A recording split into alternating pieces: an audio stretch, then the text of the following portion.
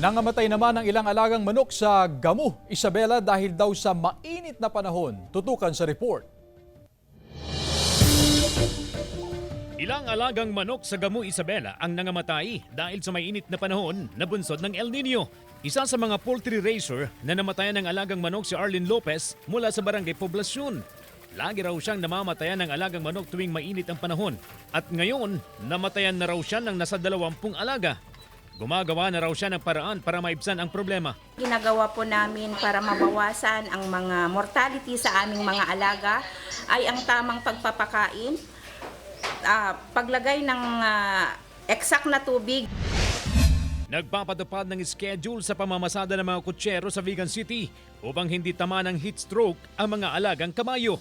Kailangan din daw na isaalang-alang ang kaligtasan ng mga kabayo dahil sa mainit na panahon. Pinapasilong din ang mga kabayo sa oras na mataas ang sikat ng araw at pinapaliguan din ang mga ito bago ang pamamasada. Binabawasan din daw ang isasakay na pasahero upang hindi masyadong mapagod ang mga kabayo. Ang ilan may kahalili o kapalit ang isang kabayo para hindi masyadong mahirapan sa pamamasada sa gitna ng tirik na araw. Dalhin na lang po sa malilim na lugar tsaka painumin po ng tubig at pwede rin po mag-apply ng cold water o kaya yung yelo po sa katawan, pwede po sa likod o kaya po sa batok. Maaga na ring isinisilong ang mga alagang hayop sa Lawag City dahil sa mainit na panahon. Pinapainom at pinaliliguan din para hindi masyadong maapektuhan sa malinsangan na panahon.